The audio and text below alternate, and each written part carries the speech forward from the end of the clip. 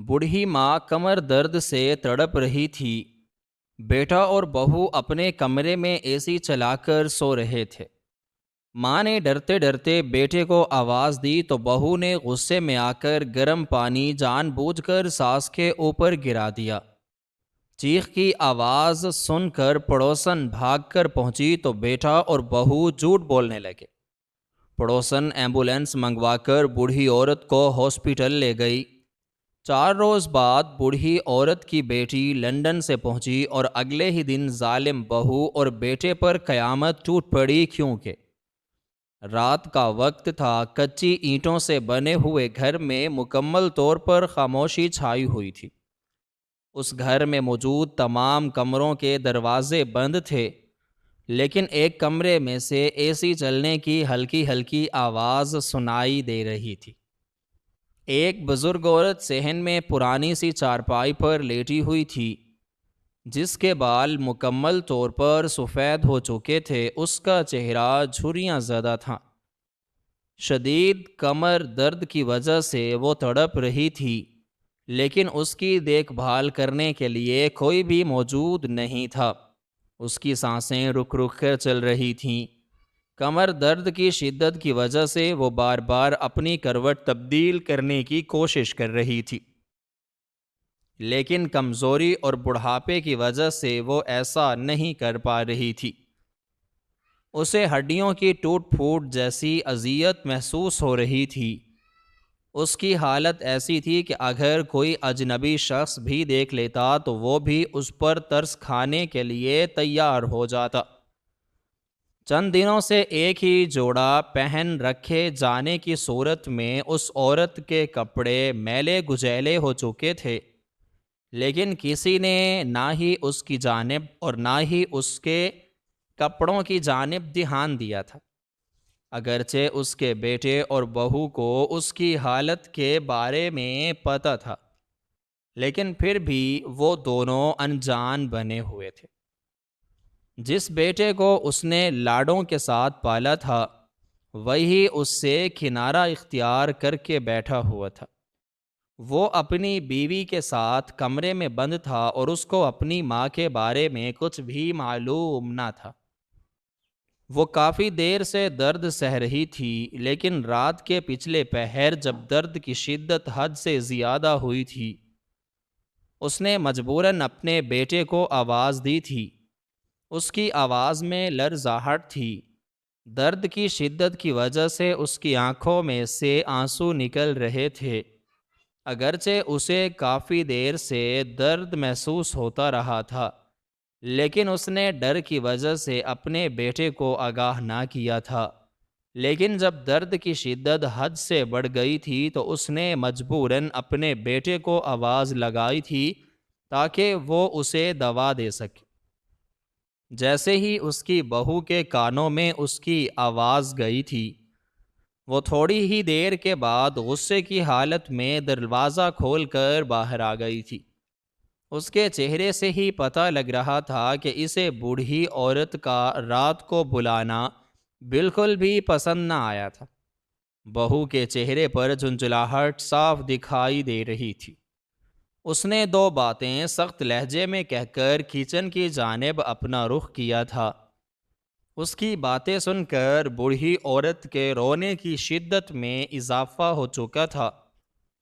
چند ہی لمحوں کے بعد وہ کچن میں سے کھولتا ہوا پانی لے کر باہر آئی تھی۔ بوڑھی عورت تو سمجھ رہی تھی کہ شاید اس کی بہو اس کے لیے دوا لینے کے لیے گئی ہے، لیکن جب بہو نے کھولتا ہوا پانی اس پر ڈالا تھا تو اس کا بوڑھا جسم جھرجھری لے کر دبک گیا تھا۔ ایک دل دہلا دینے والی چیخ اس کے منہ میں سے نکلی تھی۔ اس کی چیخ ایسی تھی جیسے کسی نے زندہ انسان کو آگ میں جھونک دیا ہو۔ کھولتے ہوئے پانی کی وجہ سے اس کے جسم کی کھال جھلس گئی تھی۔ اس کا جسم کانپنا شروع ہو چکا تھا اور وہ بوڑھی بیچاری عورت تڑپتی ہوئی زمین پر گر گئی تھی۔ ماں کے چیخنے کی آواز سن کر بیٹا اپنے کمرے میں سے باہر نکل آیا تھا، لیکن اس نے اپنی بیوی کو کچھ بھی نہیں کہا تھا۔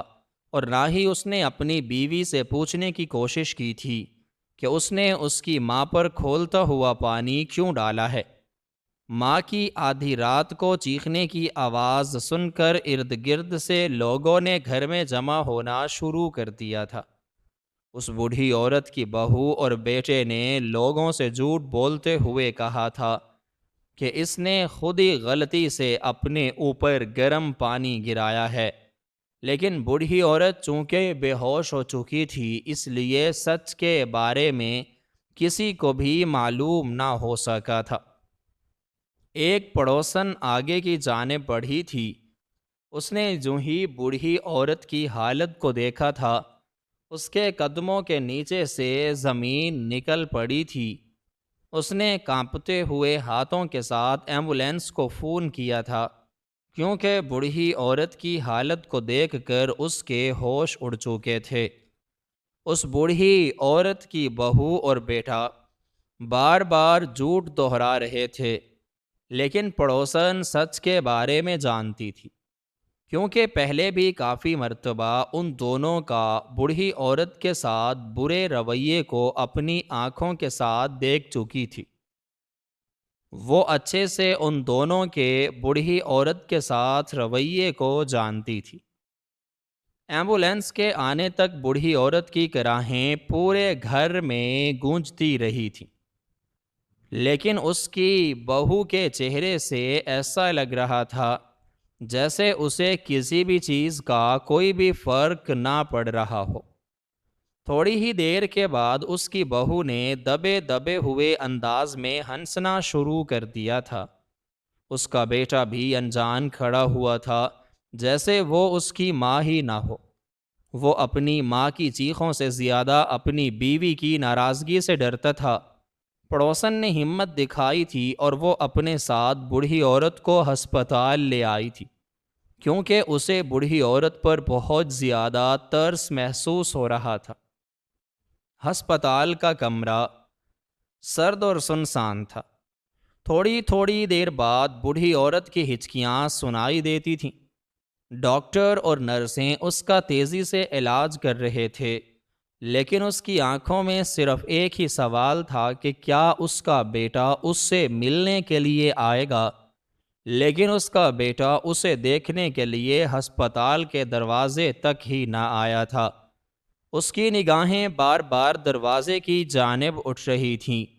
اس کا بیٹا جوڑوں کا غلام تھا جو اپنی بیوی کی ہر بات کو آنکھ بند کر کے مانتا تھا۔ وہ اور اس کی بیوی گھر میں بیٹھے سوچ رہے تھے کہ کیسے جھوٹ کو سچا ثابت کیا جائے اور پڑوسن کو غلط ثابت کیا جائے۔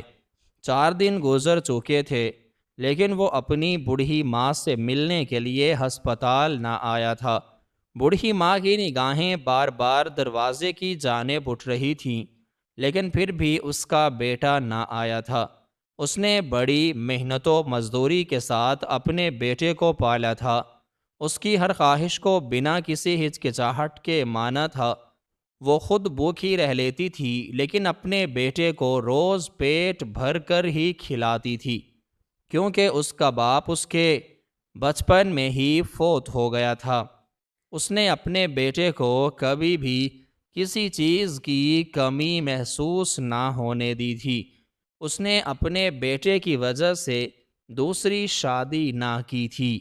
اس نے اپنی پوری زندگی اپنے بیٹے کے لیے وقف کر دی تھی، لیکن اس کا بیٹا اپنی بیوی کی محبت میں اس قدر اندھا ہو چکا تھا کہ وہ اپنی بوڑھی ماں کو بھی بھول چکا تھا، اور وہ اپنی بوڑھی ماں سے ملنے کے لیے ہسپتال تک نہ آیا تھا۔ ہسپتال میں پڑوسی اس بوڑھی عورت کے بارے میں سب کچھ کر رہی تھی، یہاں تک کہ اس کے تمام اخراجات بھی وہی عورت برداشت کر رہی تھی۔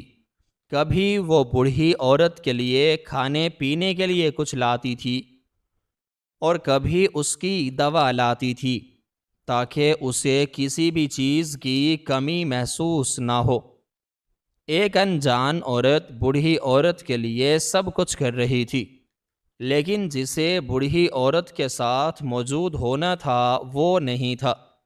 وہ تو اپنی ماں کو دیکھنے کے لیے ایک بار بھی ہسپتال میں نہ آیا تھا، کیونکہ اس کی بیوی نے اسے ایسا کرنے سے روک دیا تھا، اور وہ اپنی بیوی کی بات مان کر گھر پر ہی بیٹھ گیا تھا۔ بوڑھی عورت کو ہسپتال میں پڑے ہوئے 4 دن ہو چکے تھے، لیکن اس کا بیٹا اس سے ملنے کے لیے نہ آیا تھا۔ 5ویں دن بوڑھی عورت سے ملنے کے لیے ایک لمبے قد کی عورت آئی تھی۔ وہ دراصل بوڑھی عورت کی لندن سے آئی ہوئی بیٹی تھی۔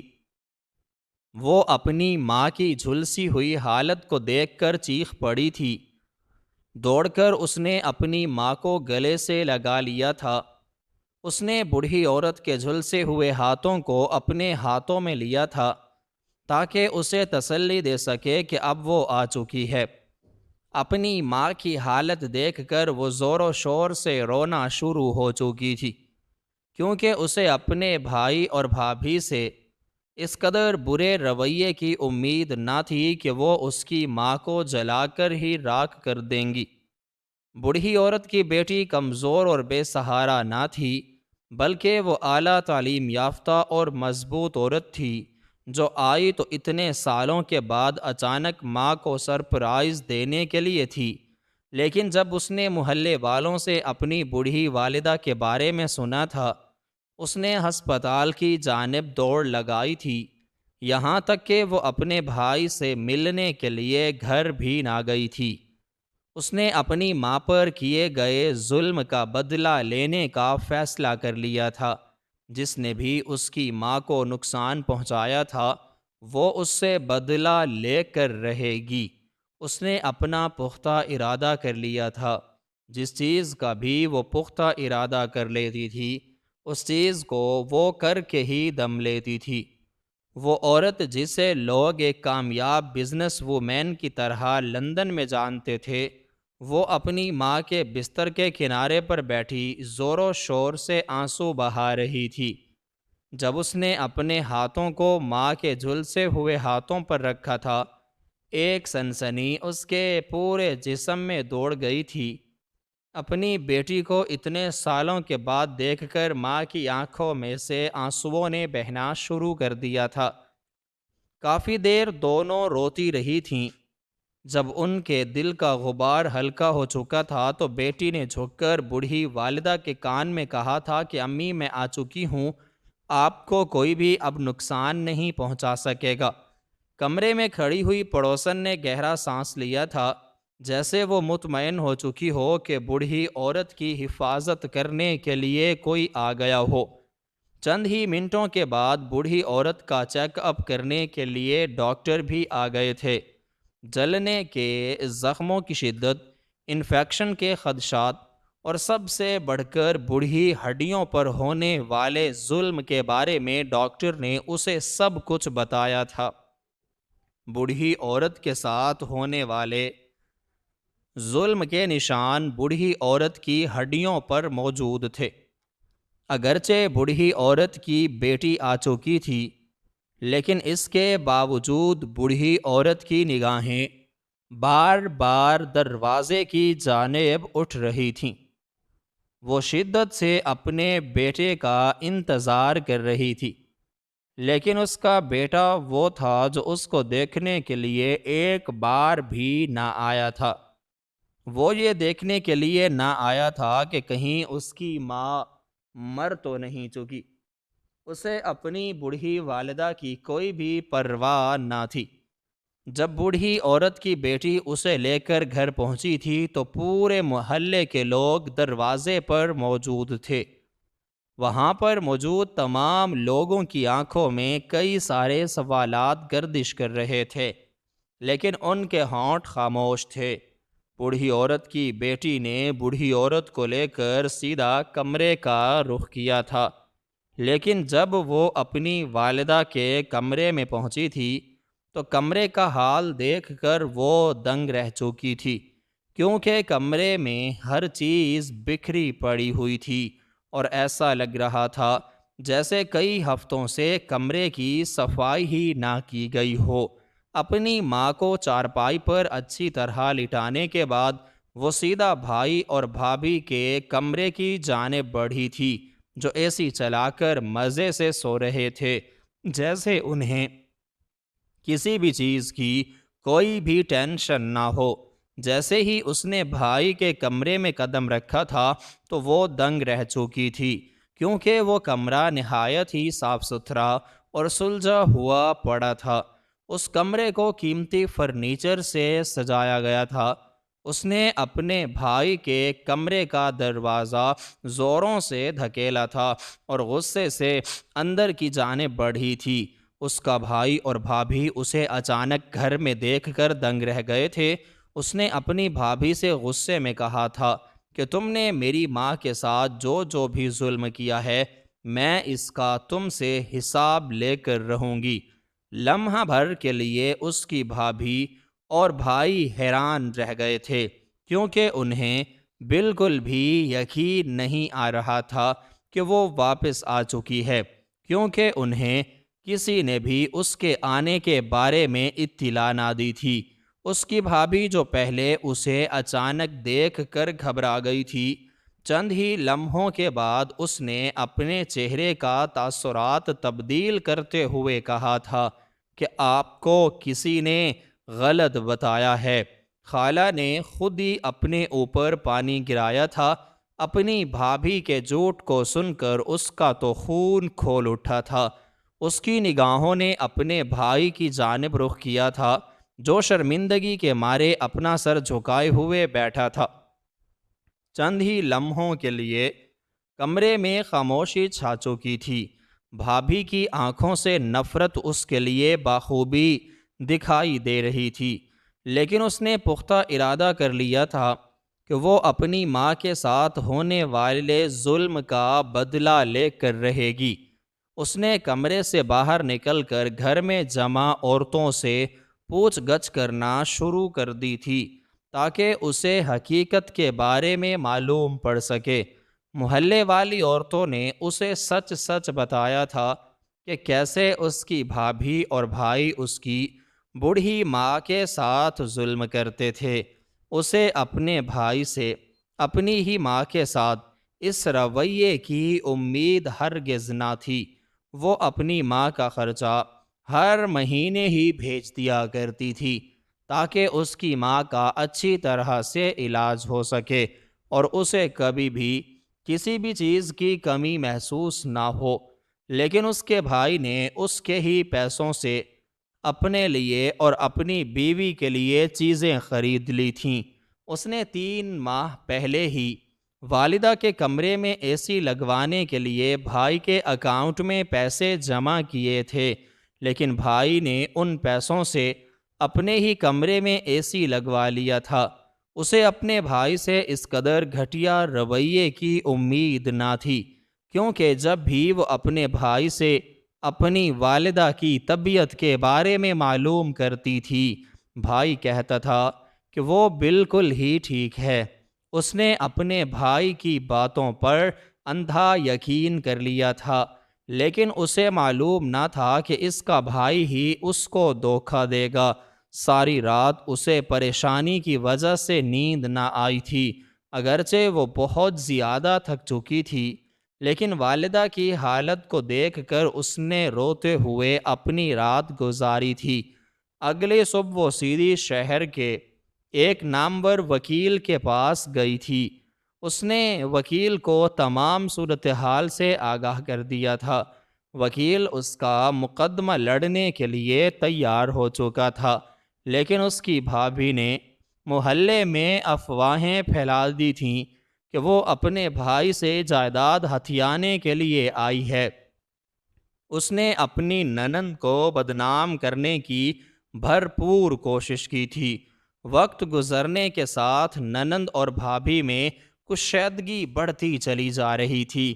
بھابھی نے اس کے خلاف سازشیں کرنا شروع کر دی تھیں۔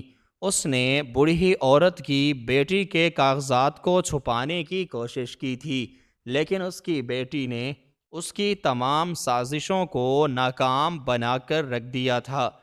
ایک رات اس نے اپنی ننند کو ڈرانے اور بھگانے کے لیے غنڈوں کو بھجوایا تھا، لیکن اس نے ان غنڈوں کا اچھی طرح مقابلہ کیا تھا، یہاں تک کہ اس نے چپکے سے پولیس کو بھی اطلاع دی تھی، اور پولیس نے موقع پر آن کر ان کو گرفتار کر لیا تھا۔ آدھی رات کو تمام محلے والے مدد کی پکار سن کر جاگ چکے تھے۔ اس نے اپنے شوہر کو اس کی بہن کے بارے میں ورغلانا شروع کر دیا تھا۔ اس کے بھائی نے اسے دھمکی دی تھی کہ وہ اپنا کیس واپس لے لے، ورنہ وہ اس سے تمام رشتے ناطے توڑ دے گی، لیکن وہ اپنے بھائی کی بات ماننے کے لیے بالکل بھی تیار نہ تھی، اور اس نے اپنے بھائی کی بات کو نہ مانا تھا۔ بھائی نے اسے دھمکانے اور گھر سے نکالنے کی بھی دھمکی دی تھی، لیکن وہ بالکل بھی نہ ڈری تھی، کیونکہ وہ پیچھے ہٹنے کے لیے بالکل بھی تیار نہ تھی۔ اس نے ان دونوں ماں بیٹیوں سے بولنا اپنی بیوی کے کہنے پر بالکل ہی ختم کر دیا تھا۔ چند ہی دنوں کے اندر گھر 2 حصوں میں تقسیم ہو چکا تھا۔ ایک حصے میں وہ دونوں ماں اور بیٹی رہتے تھے، اور دوسرے حصے میں وہ میاں اور بیوی رہتے تھے۔ ان دونوں نے ایک دوسرے سے بات چیت کرنا مکمل طور پر بند کر دیا تھا، جس کی وجہ سے ان کے درمیان ایک ایسی دراڑ آ چکی تھی جو دن بدن ختم ہونے کی بجائے مزید کشادگی جا رہی تھی۔ ایک رات اس نے اپنی والدہ سے جھگڑے کی وجہ کے بارے میں پوچھا تھا، کیونکہ پہلے پہل تو ان کی بھابھی کا ان کی والدہ کے ساتھ ایسا سلوک نہ تھا۔ جب سے وہ لندن گئی تھی، تب سے اس کا سلوک دن بدن بدلتا جا رہا تھا۔ اس نے اپنے شوہر کو چند ہی دنوں کے اندر اندر اپنی میٹھی مٹھی میں کر لیا تھا۔ اس کا شوہر چونکہ اس کی ہر بات مانتا تھا، اس پر اندھا اعتماد کرتا تھا، اس وجہ سے اس نے اپنے شوہر کو چند ہی دنوں کے اندر اندر مکمل طور پر تبدیل کر کے رکھ دیا تھا۔ وہ ہر دن بوڑھی عورت کو ایک نئی اذیت دینے کی کوشش کرتی تھی، اگرچہ بوڑھی عورت نے اسے کبھی کچھ بھی نہیں کہا تھا، بلکہ اس کی ہر بات میں اس کی مرضی مانی تھی۔ پتہ نہیں پھر بھی وہ اس سے کس جنم کا بدلہ لیے جا رہی تھی۔ دن بدن اس کا رویہ تبدیل ہوتا جا رہا تھا۔ کبھی وہ بوڑھی عورت کو بھوکا رکھتی تھی، کبھی گالیاں دینا شروع کر دیتی تھی، اور کبھی کبھار تو وہ بوڑھی عورت کو کمرے سے باہر صحن میں ڈال دیتی تھی۔ اس کے شوہر نے کبھی بھی اسے کچھ نہ کہا تھا، جس کی وجہ سے اس کا ڈر مکمل طور پر ختم ہو چکا تھا۔ دن بدن وہ شیر بنتی جا رہی تھی، کیونکہ کبھی بھی کسی نے بھی اسے روکنے اور ٹوکنے کی کوشش نہ کی تھی۔ ایک دن سچ اس کے سامنے آ چکا تھا۔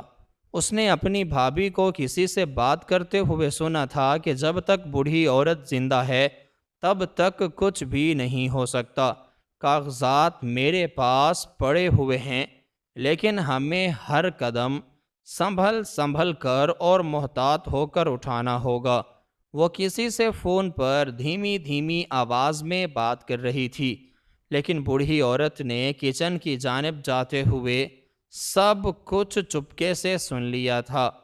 وہ در حقیقت جائیداد کو ہتھیانے کے لیے سب کچھ کر رہی تھی۔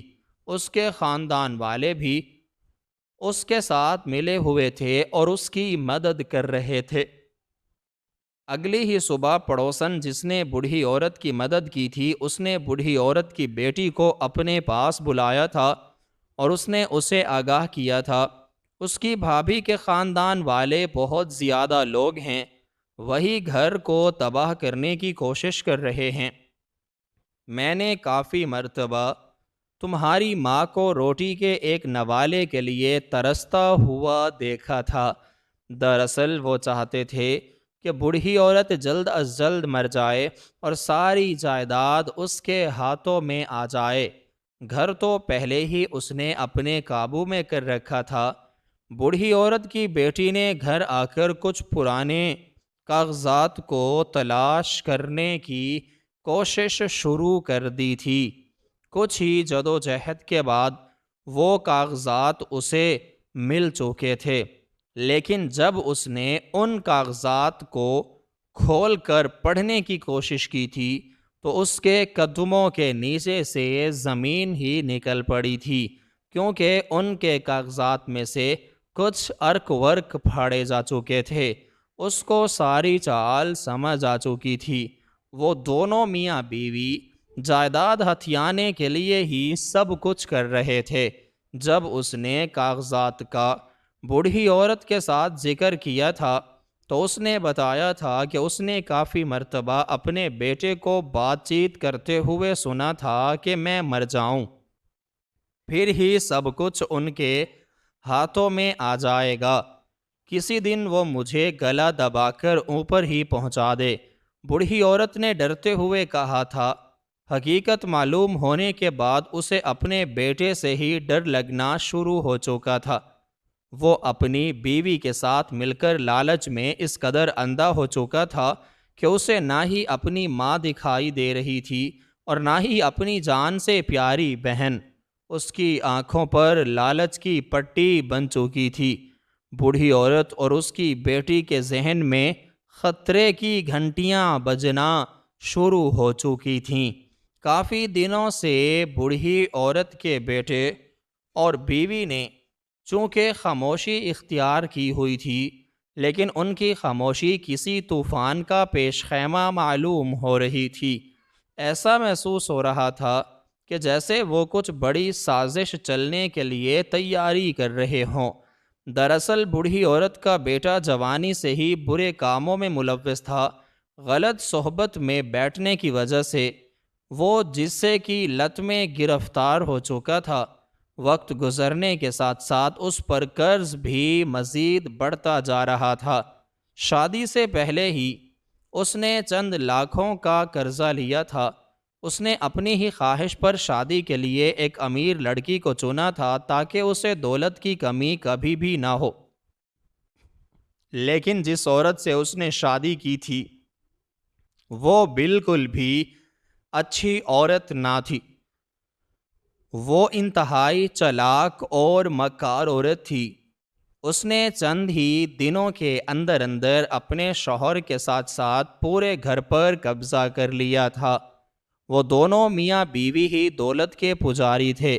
اگرچہ وہ عورت شروع سے ہی ایک امیر گھرانے سے تعلق رکھتی تھی، لیکن پھر بھی مزید دولت کی لالچ نے اسے بالکل ہی اندھا کر کے رکھ دیا تھا۔ وہ چاہتی تھی کہ جلد از جلد ساری دولت اس کے ہاتھ میں آ جائے۔ اس وجہ سے اس نے بوڑھی عورت کے ساتھ اپنا رویہ تبدیل کر لیا تھا۔ جب تک بوڑھی عورت کی بیٹی موجود تھی تب تک اس نے مجبوراً اپنا رویہ بہتر رکھا تھا، لیکن جو ہی بوڑھی عورت کی بیٹی لندن گئی تھی تب سے ہی اس نے بوڑھی عورت کے ساتھ اپنا رویہ تبدیل کر لیا تھا اور اس پر ظلم و ستم کرنا شروع کر دیا تھا تاکہ وہ جلد از جلد مر جائے اور اسے ساری جائیداد ان دونوں کے ہاتھ میں آ جائے۔ یہ سب سنتے ہی بوڑھی عورت کی بیٹی کے قدم زمین سے جم چکے تھے۔ اسے بالکل بھی یقین نہیں آ رہا تھا کہ اس کا معصوم دکھنے والا بھائی اس قدر عیار اور مکار بھی ہو سکتا ہے۔ اس نے بات کرنے کے لیے رات کو ہی اپنے بھائی کو بلایا تھا تاکہ تمام معاملے کی تحقیق کر سکے۔ جب اس نے بھائی کو تمام باتیں بتائی تھیں تو اس کے چہرے کے بدلتے رنگوں سے ایسا محسوس ہو رہا تھا کہ جیسے بوڑھی عورت کی بیٹی نے جو کچھ بھی سنا ہو وہ بالکل ہی سچ ہو۔ اس کے بھائی نے تصدیق کرتے ہوئے کہا تھا کہ اماں ہی ہمارے راستے کی رکاوٹ ہے، اس لیے ہم اس سے چھٹکارا پانا چاہتے ہیں۔ بوڑھی عورت کی بیٹی نے اپنے بھائی کو ختم دلانے کی کوشش کرتے ہوئے کہا تھا کہ جو کچھ بھی تم لوگوں کے پاس ہے وہ اماں ہی کی محنت سے بنا ہوا ہے، اور آج اس اماں کو تم دونوں زندہ مارنے پر تلے ہوئے ہو۔ تمہیں بالکل بھی شرم محسوس نہیں ہو رہی تھی، تمہیں بالکل بھی شرمندگی محسوس نہیں ہو رہی تھی کہ تم اپنی ماں کو مارنے کے بارے میں سوچ رہے ہو۔ کل کو تمہاری اولاد بھی اگر تمہاری طرح ہوئی تو وہ بھی تمہیں مارنے کے بارے میں سوچے گی، لیکن اس کی باتوں کا اس کے بھائی پر کچھ بھی اثر نہ پڑا تھا، کیونکہ دولت کے لالچ میں وہ بالکل ہی اندھا ہو چکا تھا۔ وہ صرف اپنی ہی زندگی کو بہتر بنانا چاہتا تھا، اسے کسی اور کو کچھ بھی نہ کہنا تھا۔ اس کی بیوی بھی اس کا مکمل ساتھ دے رہی تھی، دونوں اکٹھے کھڑے ہوئے تھے اپنے مفاد کے لیے۔ وہ اپنے مفاد کے لیے اچھے اور برے کی تمیز بھی بھول چکے تھے۔ ابھی وہ دونوں بہن اور بھائی آپس میں باتیں کر رہے تھے کہ دروازے پر چھپی ہوئی اس کی بھابھی سامنے آ گئی تھی۔ وہ بہت زیادہ ہنسے جا رہی تھی کیونکہ اس کا کسی کو بھی ڈر نہ تھا۔ اس نے بوڑھی عورت کی بیٹی کو طنزیہ انداز میں کہا تھا کہ تم تو لندن سے آئی ہو، تمہیں کیا معلوم غربت کیا ہوتی ہے۔ اگرچہ اس نے اپنی زندگی میں کسی بھی چیز کی کوئی بھی کمی محسوس نہ کی تھی، لیکن پھر بھی وہ بار بار اپنی زبان سے غربت کا نام نکال رہی تھی۔ رات کو ہی بوڑھی عورت کے بیٹے نے اپنی بیوی کی مدد سے ایک منصوبہ بنایا تھا۔ ان دونوں نے بوڑھی عورت کی بیٹی کو ایک کیس میں پھنسانے کی کوشش کی تھی تاکہ وہ ڈر کر لندن بھاگ جائے اور ان کے راستے کی ایک دیوار بن جائے اور جلد از جلد وہ اپنے مقصد کو پانے کے لیے کامیاب ہو جائیں۔ لیکن بوڑھی عورت کی بیٹی ان کے لیے بوڑھی عورت کی طرح آسان شکار نہ تھی، کیونکہ وہ بزنس مین ہونے کے ساتھ ساتھ پڑھی لکھی تھی۔ اس لیے وہ جانتی تھی کہ کس معاملے کو کس طرح ہینڈل کر کے سنبھالنا ہے۔ وہ جانتی تھی کہ سچ ایک دن سب کے سامنے آ ہی جائے گا، کیونکہ اسے اپنی بھابھی اور بھائی کے ارادے بہت زیادہ خطرناک محسوس ہو رہے تھے۔ لیکن اس نے پختہ ارادہ کر لیا تھا کہ وہ کبھی بھی ایک بھی لمحے کے لیے اپنے قدموں کو پیچھے کی جانب نہیں موڑے گی۔ اس نے وکیل کی مدد سے پولیس کو بھی اپنے ساتھ شامل کر لیا تھا تاکہ جب بھی ان کو ضرورت پڑے پولیس کو سب کچھ پہلے سے ہی معلوم ہو۔ اس نے اپنی بوڑھی اماں کو تسلی دی تھی کہ وہ سب کچھ اچھی طرح سنبھال لے گی، اس لیے انہیں کسی سے بھی ڈرنے کی کوئی بھی ضرورت نہیں۔ بوڑھی عورت نے جب اپنی بیٹی کی بات سنی تھی تو اس کی پریشانی میں کافی حد تک تنک آ چکی تھی، کیونکہ اس کو اپنی بیٹی پر مکمل طور پر یقین تھا۔ مشکل وقت میں اس کی بیٹی کے سوا کوئی بھی اس کی مدد نہیں کر سکتا تھا، اور اپنی بیٹی سے بڑھ کر کوئی بھی اس کا خیال اور دیکھ بھال نہیں کر سکتا تھا۔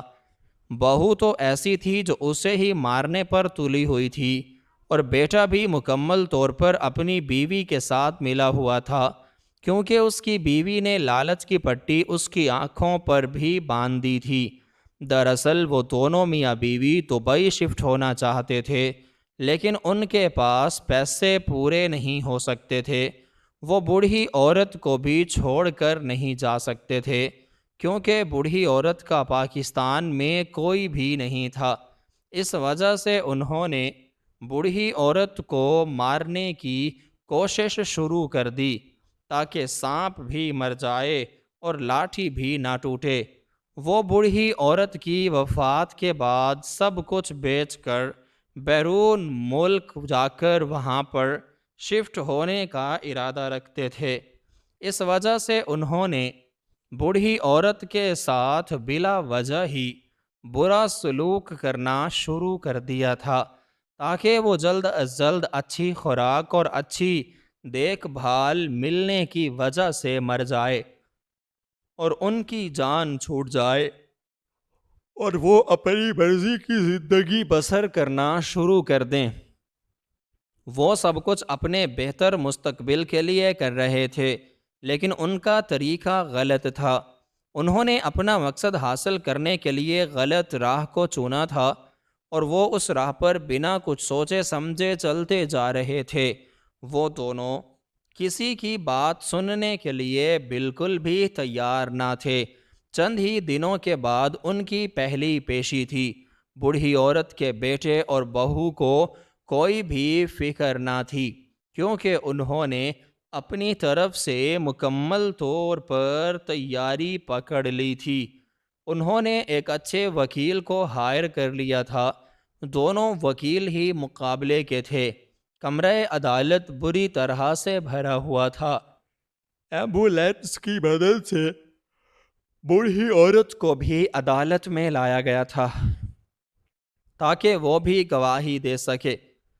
بوڑھی عورت کے سارے جسم پر پٹیاں بندھی ہوئی تھیں، کیونکہ وہ اس قدر جل چکی تھی کہ اس کے زخم آہستہ آہستہ مندمل ہو رہے تھے۔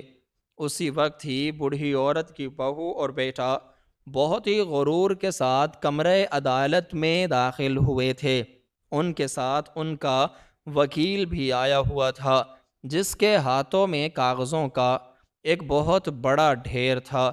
جج صاحب پر وقار اور سنجیدگی کے ساتھ بیٹھے ہوئے تھے۔ جیسے ہی مقدمہ شروع ہوا تھا، بہو اور بیٹے کی طرف ہائر کیے گئے وکیل نے بولنا شروع کیا تھا کہ یہ سب کچھ جھوٹ ہے، میرے کلائنٹ پر الزام لگانے کی کوشش کی جا رہی ہے، ان کو پھنسایا جا رہا ہے، اور بوڑھی عورت پر پانی گرنا سراسر ایک حادثہ تھا، نہ کہ کسی کی سازش۔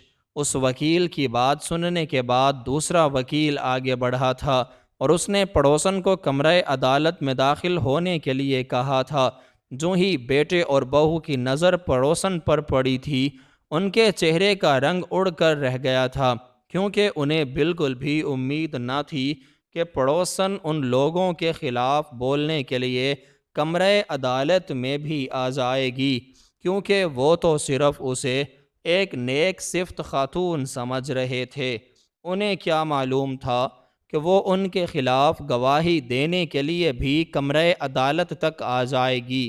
پڑوسن کے چہرے پر خوف اور ہچکچاہٹ صاف دکھائی دے رہی تھی، لیکن بوڑھی عورت کی بیٹی نے اس کا ہاتھ تھام لیا تھا تاکہ اسے حوصلہ ہو اور اس کے دل میں موجود ڈر مکمل طور پر ختم ہو جائے۔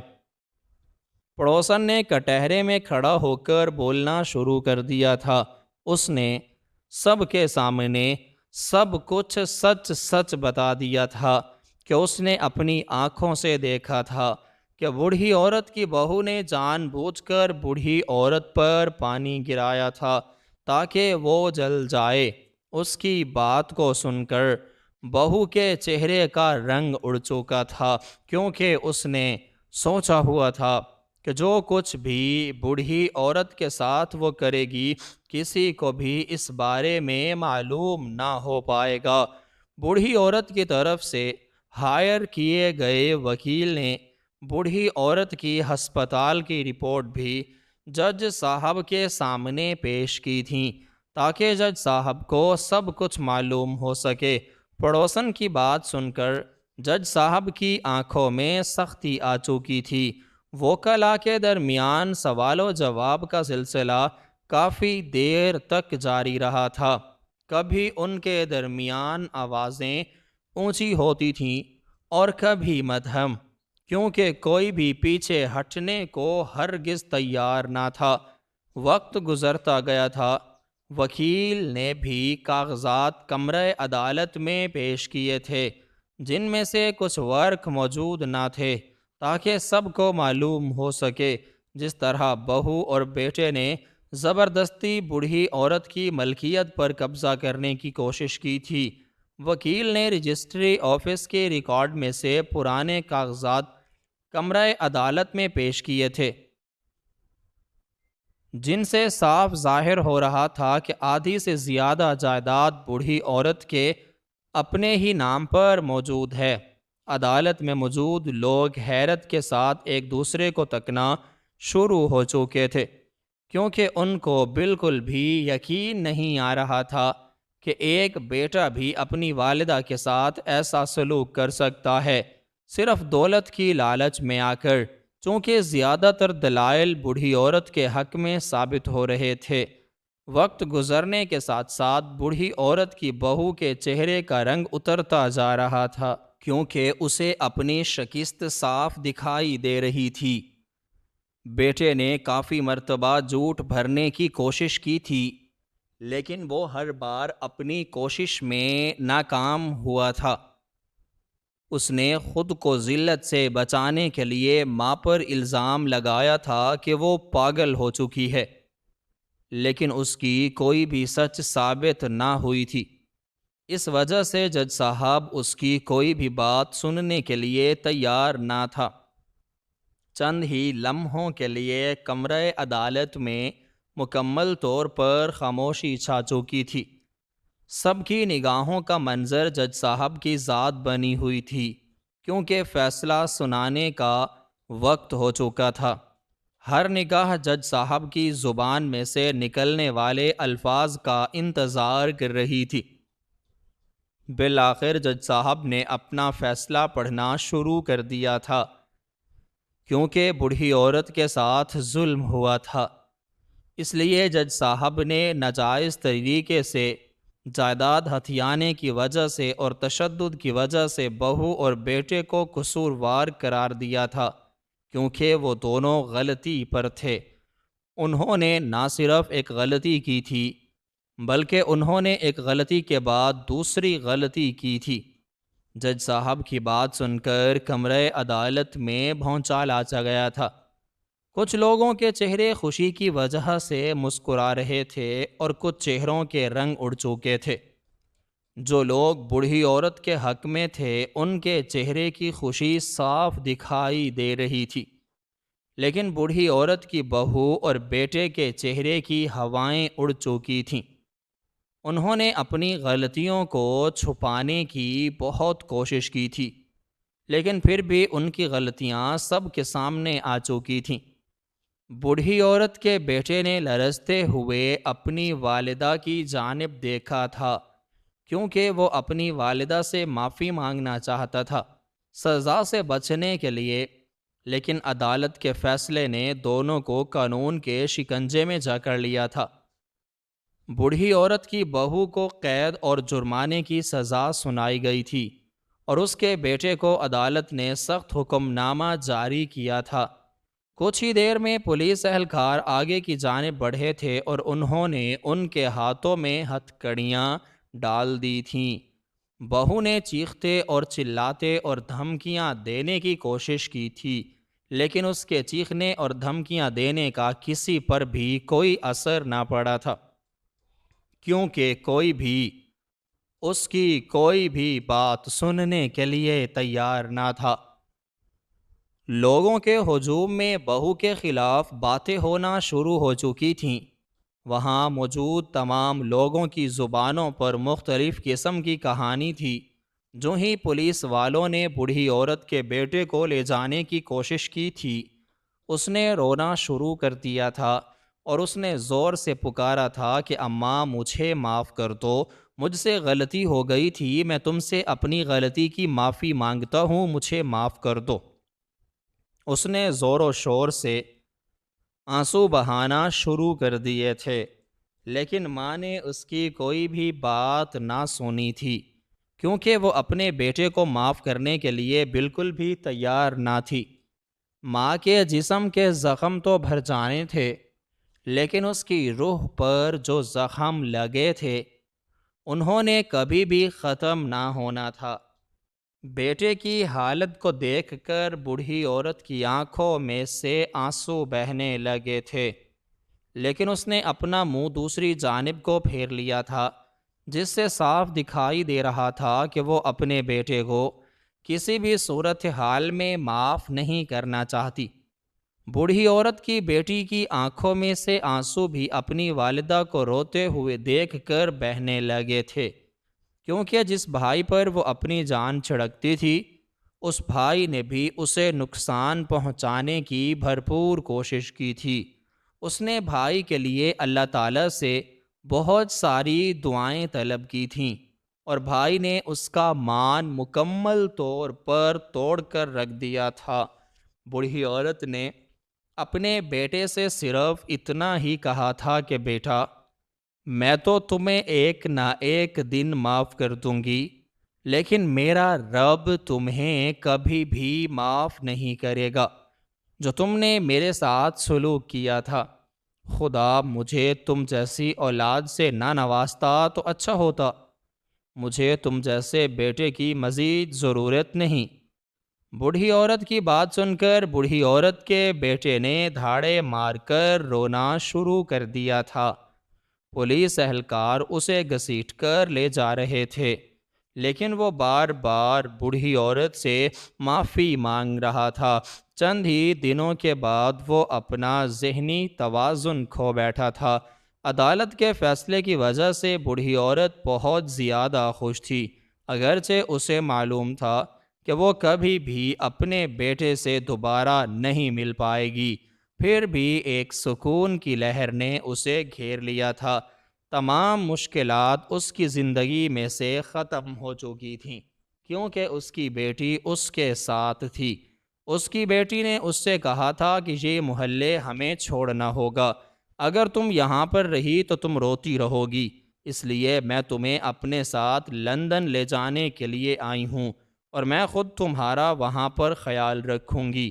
بوڑھی عورت جو پہلے اپنی بیٹی کے ساتھ لندن جانے کے لیے تیار نہ تھی، وہ اتنے بڑے حادثے کے بعد اس کے ساتھ لندن جانے کے لیے تیار ہو چکی تھی، کیونکہ پاکستان میں کوئی بھی ایسا نہ تھا جس کے سہارے وہ اپنی زندگی گزار سکتی اور جو اس کی مکمل دیکھ بھال کرتا۔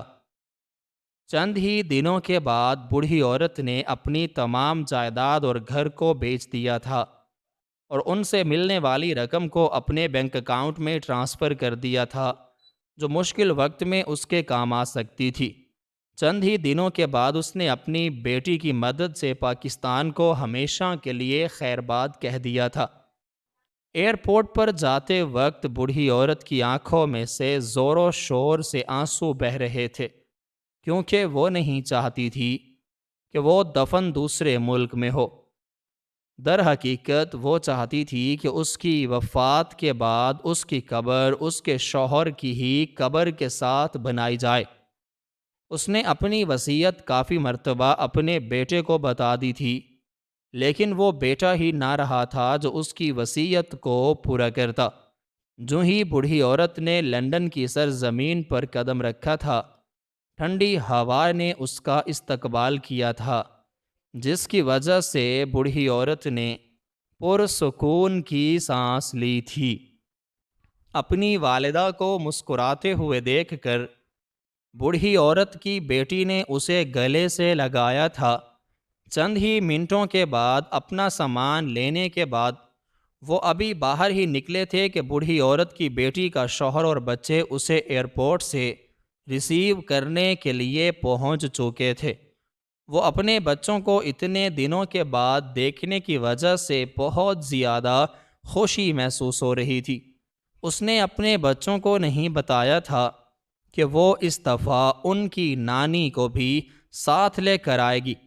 جب بچوں نے اپنی والدہ کے ساتھ اپنی نانی کو دیکھا تھا تو انہوں نے بھاگ کر نانی کو گلے سے لگا لیا تھا۔ انہوں نے ہاتھ میں پکڑے ہوئے پھول بوڑھی عورت کی جانب بڑھائے تھے، اگرچہ وہ پھول اپنی والدہ کے لیے لائے تھے۔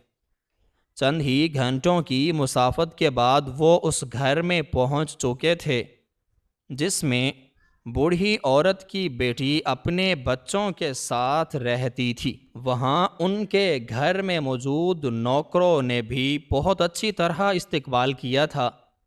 بوڑھی عورت اپنی نواسی اور نواسے کے ساتھ بہت زیادہ خوشی محسوس کر رہی تھی۔ وہ صبح سویرے اٹھتی تھی، قرآن مجید کی تلاوت کرنے کے بعد وہ بچوں کے ساتھ وقت گزارنا شروع کر دیتی تھی۔ بوڑھی عورت کی بڑی خواہش تھی کہ اللہ تعالیٰ اس کے بیٹے کو بچے دے، لیکن اس کی یہ خواہش پوری نہ ہو سکی تھی۔ اتنے غم دیکھنے کے بعد خوشیاں اس کے لیے باہیں پھیلا کر منتظر تھیں۔